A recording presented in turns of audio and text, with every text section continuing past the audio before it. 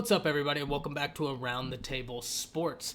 In today's video, I wanted to get into a two-part thing. First, with offensive tackle Tristan Leigh, he released his top 5, and he said some very interesting things while asked about them. So we want to get into that and kind of see what he said and kind of get a feel of where we think he's going. And secondly, the biggest surprise of the 2021 recruiting cycle happened this week, and we have to get into it. But before we do, if you haven't already, please consider like and subscribing the channel. This is a brand new channel, and I'll be uploading content every week based on high school football recruiting, college football, or the NFL. With NBA coming back, we're going to be getting into some NBA videos as well. But y'all, this gets me into the first topic of today, and that is offensive tackle Tristan Leigh. Now, he released his top 5 this week, and in no particular order, we have Alabama, LSU, Clemson, Ohio State, and Oklahoma.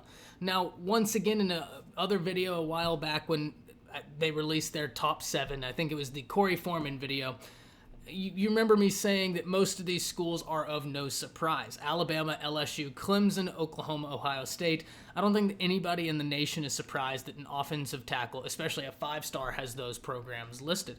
More specifically, when he was asked about it, he was very smart in his reasoning for each of them, and he seems to be a very impressive young man.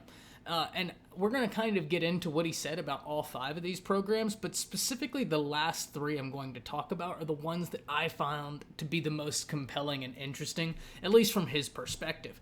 Now, first with LSU, he said they're on the come up and he has a great relationship with the staff there, and everything I've ever heard about LSU and the way they recruit, they build really solid relationships with these players. And they absolutely do look like a program that you'd want to become a part of right now, coming off of a 15-0 season, arguably the greatest season in college football history. That's a debate for a different time, though. Next, we have Clemson, and he said that the tradition and the history there was just really impressive. And once again, if you keep up with Clemson recruiting, that's kind of a theme with these recruits, is that Clemson is very impressive for that aspect. In fact, I have a good friend who a while ago went to a college camp up there. When he was going to be a freshman in college, he was being recruited by Clemson, and this is years ago. But that was the one thing he said when he left that just stuck with him, was the atmosphere, the culture of Clemson was just unique. And he said that that was something that's very appealing, which is as no surprise, right? Clemson has been a factory to the NFL as of late. Dabo Swinney and them have been very good.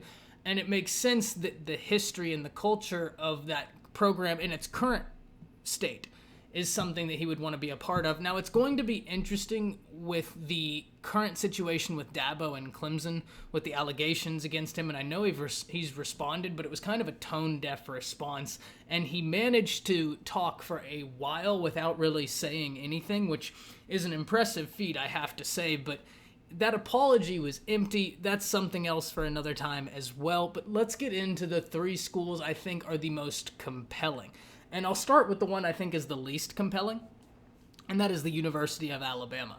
Now, why do I believe that this is the least compelling of the remaining 3? Well, it's just because of the current class they have right now.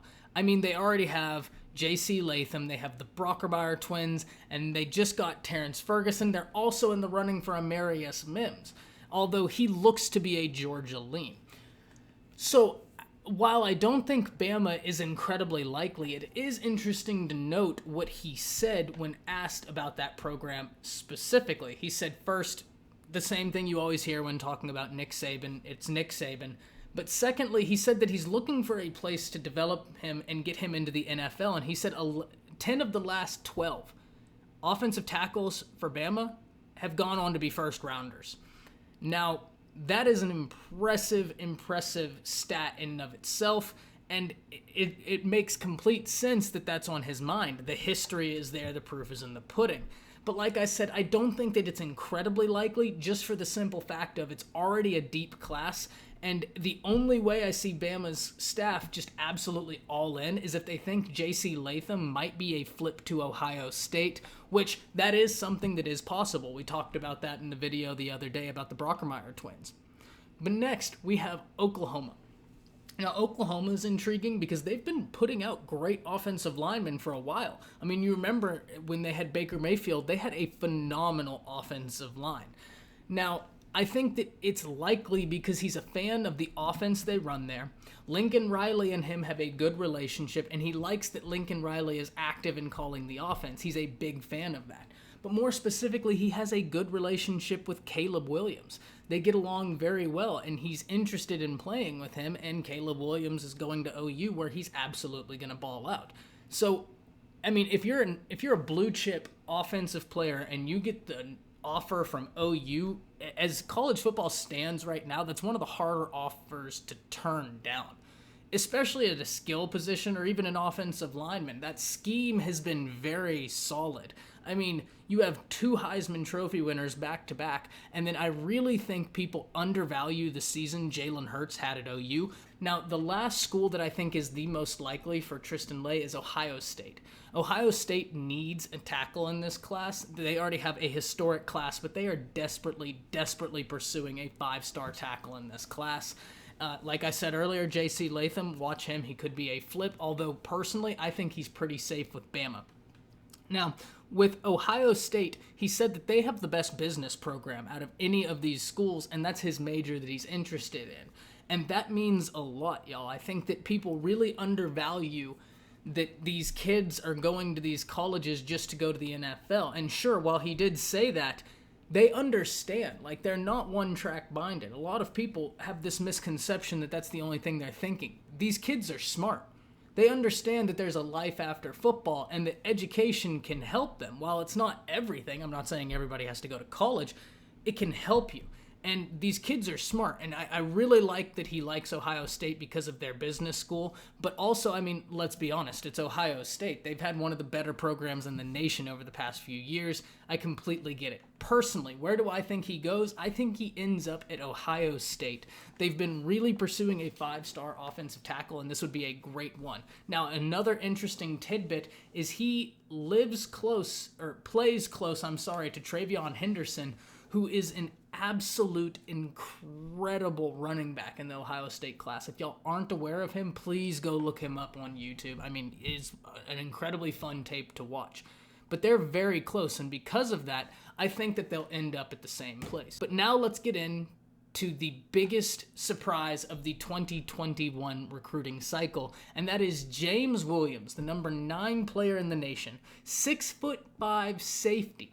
James Williams, out of Florida, spurns the Georgia Bulldogs for the Miami Hurricanes. Now, while this might come as a surprise to a lot of people, it's important to note that he was committed to Miami previously, so he had obviously some sort of relationship with the staff, and he was a hometown kid for them. They were going to pursue him very hard.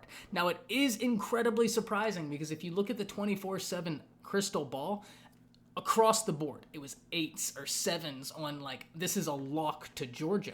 And I have to be honest, myself included, I thought it was going to Georgia. Last weekend, apparently, he was in Athens with some other of the Georgia recruits, and they were chopping it up. And, I mean, if you watch the way he plays, he looks like a Georgia Bulldog. But they missed out on him, and it's actually been kind of a disappointing cycle as of now for Georgia. They missed out on Terrence Ferguson, which was a pretty big hit, and now they miss out on James Williams, the 9th best player in the class. And guys, it's not just the fact that he's the 9th best player in the class. He is special. Barton Simmons comps him to Isaiah Simmons. Now, for those of you college football heads, you know Isaiah Simmons is special. He is a multi-position player. I mean, very rare. And this kid looks to be more of the same. There's a few positions you can put him in at the defense. I say a few. There's quite a few positions that he can really be successful with, and it's going to be really fun to watch him just wreak havoc there at Miami. Now, it's important to note, guys, that a lot of the younger viewers of this channel, or my age or younger, if you're not a college football fanatic, it's very easy to forget just how good Miami was. If we're talking historically, they have claim at multiple greatest college football teams of all time. I mean, this is a history-rich program, and it's right in his backyard. And it is incredibly surprising to me that Georgia didn't land him, but at the same time, when you think about it, it does make a bit of sense.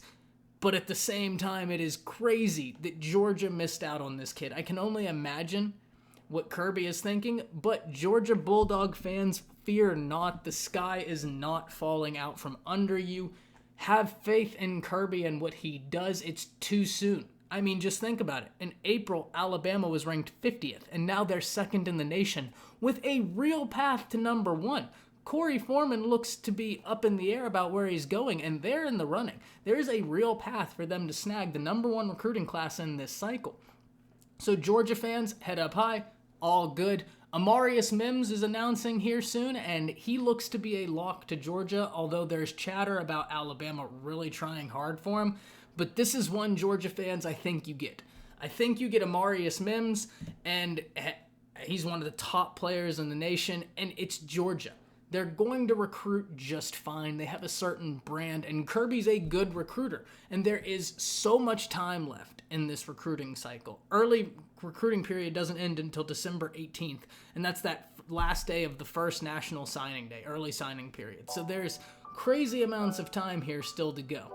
Well, that's it for this video in particular. Stay tuned, though. We do have another video coming. Well, that's it. See ya.